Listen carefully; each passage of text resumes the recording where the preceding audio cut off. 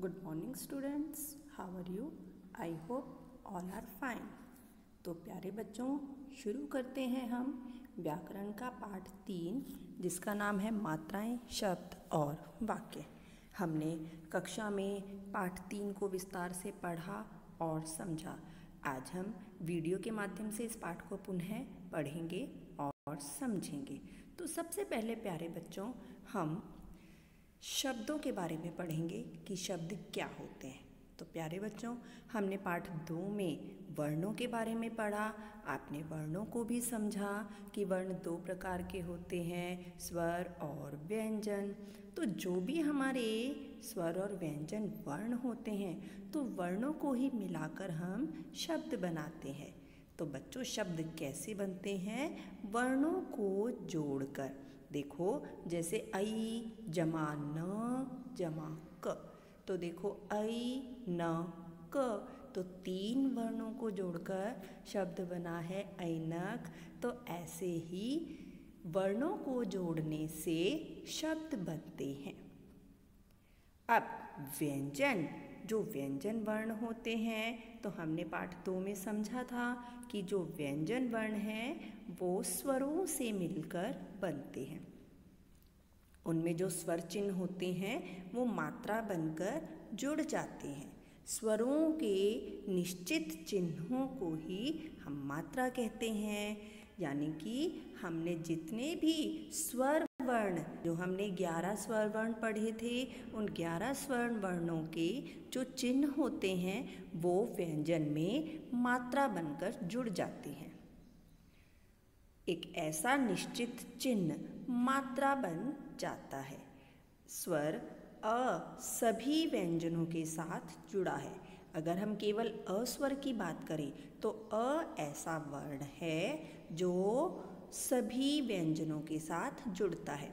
उसकी अपनी कोई मात्रा नहीं होती है। आइए अब हम मात्राओं के चिन्हों को देखेंगे। कौन कौन से चिन्ह हैं? तो देखो बच्चों, अब इस चार्ट में आपको व्यंजनों में स्वरों की मात्राएं जोड़कर बताया गया है। अभी अभी मैंने आपको बताया अ की कोई मात्रा नहीं होती है। तो अ बिना मात्रा वाले शब्द जैसे तन, मन, धन, चल, कल, बल आदि। ऐसे ही आ की मात्रा एक डंडे के रूप में लगती है। आप देखो, आपको सेकंड वाले बॉक्स में, सेकंड वाले कॉलम में आपको मात्राओं के चिन्ह दिखाई दे रहे हैं कि वर्ण के साथ एक डंडे के रूप में जो मात्रा जुड़ती है वो आ की मात्रा है। अब है छोटी ई की मात्रा। छोटी ई की मात्रा व्यंजन के आगे से लगती है। कोई भी वर्ण होता है उसके आगे से लगती है, जैसे तिनका, पिन, रिन आदि।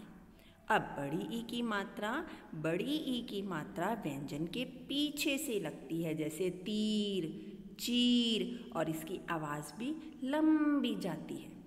छोटा ऊ व्यंजन के नीचे से जो ऊ की मात्रा है, छोटा ऊ, बड़ा ऊ और री, ये तीनों ही मात्राएं व्यंजन वर्ण के नीचे से लगती हैं। अब है ए ऐ ओ औ। ए व ऐ की मात्रा व्यंजन के ऊपर से लगती है, जैसे तेल, रेल, मेल, खेल आदि। और ऐ की मात्रा व्यंजन के ऊपर 2 आकार में लगती है, जैसे तैरना, फैलना, पैर, बैर आदि। ओ की मात्रा व्यंजन के पीछे से लगती है। ओ और औ दोनों ही मात्राएं, जैसे तोता और तौलिया।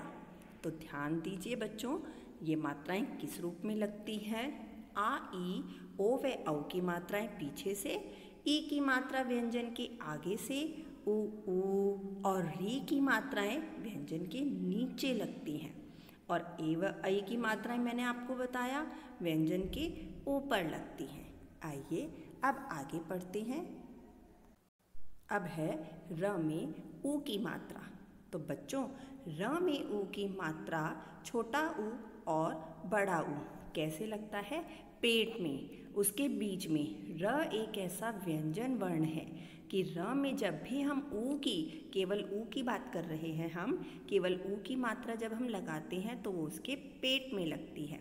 छोटा ऊ रुक और बड़ा ऊ रूप।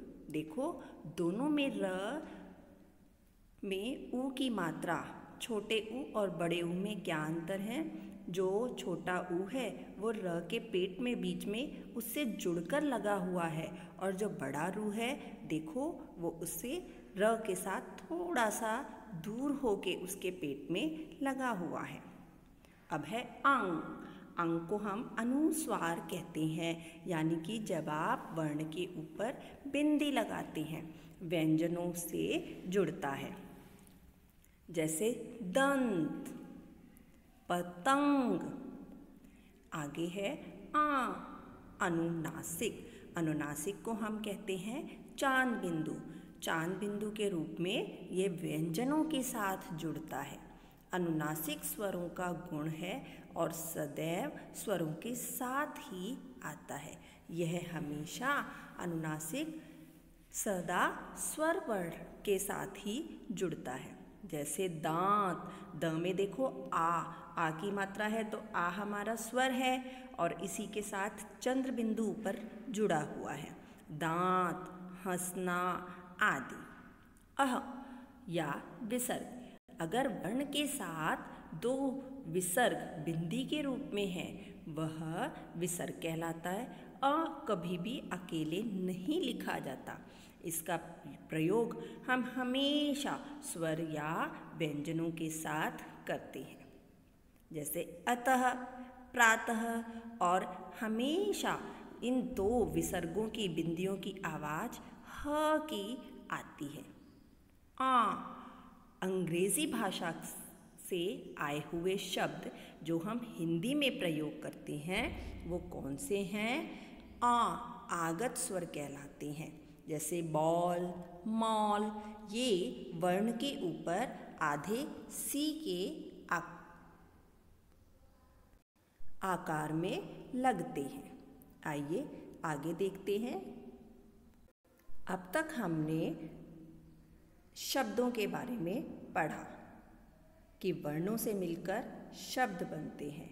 वर्णों का ऐसा निश्चित क्रम वह शब्द कहलाता है।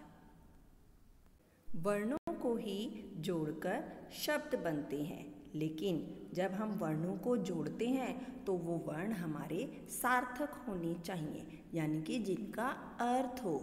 अगर हम आगे पीछे उल्टे सीधे अलग अलग वर्णों को जोड़ेंगे तो उन शब्दों का कोई अर्थ नहीं निकलेगा।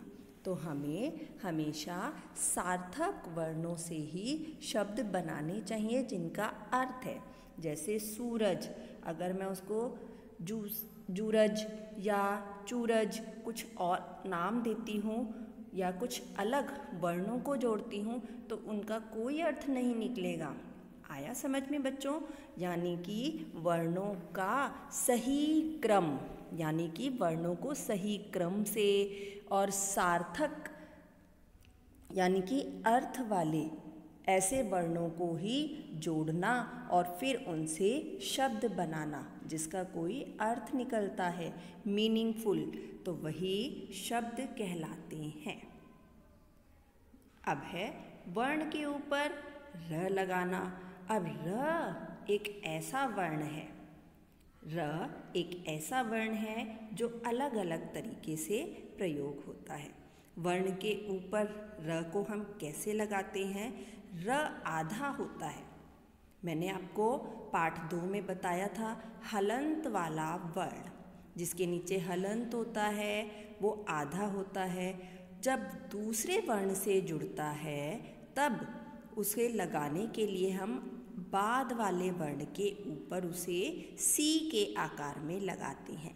जैसे प जमा र जमा व जमा त। तो देखो र आधा है, तो जब र आधा होता है तो वो अपने से अगले वर्ण यानी कि व के ऊपर आधा सी के आकार में लगेगा। जैसे पर्वत में आपको लाल र की मात्रा दिखाई दे रही है, यहाँ पर इस तरह से जुड़ेगा। अब अ रहित अर्थात आधा र है, तो कैसे हम करेंगे, आगे पढ़ते हैं। अब र को नीचे लगाना जब दूसरा वर्ण र के साथ जुड़ता है। अब जब र पूरा है तब र अपने से पहले वाले वर्ण के नीचे लगता है। जैसे आधा प जमा र। अब देखो यहाँ पे र पूरा है, श जमा न। तो जब र पूरा होता है तो वो अपने से पहले आगे वाले वर्ण के जो खड़ी पाई वाले वर्ण होते हैं उनके पैर में तिरछे डंडे के आकार में लगता है। ट और ड जो गोल वाले घुमावदार वाले वर्ण हैं, जैसे ट ड, तो इनमें र हमेशा वर्ण के नीचे सीधे वी के आकार में जुड़ता है। अब है वाक्य, हमारा इस पाठ का अंतिम उपविषय वाक्य। तो बच्चों, हमने इस पाठ में शब्दों को जोड़ना और शब्दों को जोड़कर अब हम वाक्यों को बनाएंगे। वाक्य कैसे बनते हैं आपको पता है? वाक्य को इंग्लिश में क्या कहते हैं? सेंटेंस। जो छोटे छोटे सेंटेंस हम बोलते हैं, जैसे आप बोलते हो, मैं बोलती हूँ, राम लिखता है, मनु खाती है, सोहन खेलता है, राधा कूदती है। तो देखो बच्चों, मैंने ये छोटे छोटे से वाक्य बोले हैं। तो इन वाक्यों में मैंने शब्दों को लिया है, तो शब्दों को मिलाकर ही वाक्य बनते हैं। समझे आप? मैं आपको क्या बताना चाह रही हूँ कि शब्दों का सार्थक मेल, यानी कि जब हम सही शब्दों को मिलाते हैं या जोड़ते हैं, वह क्या कहलाता है? वाक्य। शब्दों का सार्थक मेल, सार्थक का मतलब होता है अर्थ वाला। हमें वाक्य बनाने के लिए भी ऐसे शब्दों को जोड़ना है जो सार्थक होते हैं, यानी कि मीनिंगफुल होते हैं। तो हमने इस पाठ में मात्राओं के बारे में, शब्द के बारे में और वाक्य के बारे में पढ़ा। वाक्य, अगर हम उल्टे सीधे वाक्यों को जोड़ते हैं, जैसे नदी है बहती रहती, तो देखो यहाँ समझ में नहीं आ रहा। अगर मैंने आगे पीछे शब्दों को जोड़ा है तो वाक्य सही रूप से नहीं बोला जा रहा है। जब मैं बोलूँगी नदी बहती रहती है, तो यह वाक्य सार्थक हुआ, यानी कि एक सरल वाक्य जिसका अर्थ आपको भी समझ आ रहा है और मुझे भी समझ आ रहा है। तो शब्दों का ही मेल वाक्य कहलाता है। आइए अब देखते हैं, जो एक सरल वाक्य है तो वाक्य के जो अंग होते हैं वो दो होते हैं, उद्देश्य और विधेय, जिसे आप अगली कक्षा में विस्तार से पढ़ेंगे। वाक्य के दो भाग होते हैं, उद्देश्य और विधेय। जैसे वैभव पुस्तक पढ़ता है। वैभव, तो वैभव कौन है? एक लड़का है और वो क्या कर रहा है उसके बारे में मैं क्या बता रही हूँ कि वह पुस्तक पढ़ता है। तो देखो, जो वैभव है वो उद्देश्य है, क्योंकि हम यहाँ किसकी बात कर रहे हैं? वैभव की। और जो वैभव के बारे में हमने बाकी जो बात की है कि वो क्या कर रहा है, वह पुस्तक पढ़ता है, तो यह विधेय है। जब हम उद्देश्य के बारे में जो बात करते हैं वह विधेय कहलाता है। तो आइए, इस पाठ में हमने संक्षिप्त रूप में क्या पढ़ा, पुनः समझते हैं। हमने स्वरों के निश्चित चिन्हों को, जो मात्राएं हैं उनके बारे में पढ़ा। अ को छोड़कर बाकी जितने भी स्वर वर्ण हैं वे मात्रा के रूप में व्यंजन के साथ जुड़ जाते हैं। र में छोटा उ और बड़ा ऊ लगाना हमने सीखा कि र एक ऐसा वर्ण है जिस ऊ की मात्रा जिसमें पेट में लगती है। फिर हमने इसमें र के प्रकार के बारे में भी पढ़ा। अंग, औ, अह और आ के चिन्ह के बारे में पढ़ा। जो अनुनासिक, अनुस्वार, विसर्ग और आगत ध्वनियाँ हैं। उसके बाद हमने शब्द और वाक्य यानी कि वर्णों को मिलाकर शब्द और शब्दों से मिलकर वाक्य बनते हैं। उम्मीद है आपको यह पाठ समझ आया होगा। आपको पाठ पुनः पढ़ना है व इसके अभ्यास प्रश्न भी याद करने हैं। धन्यवाद।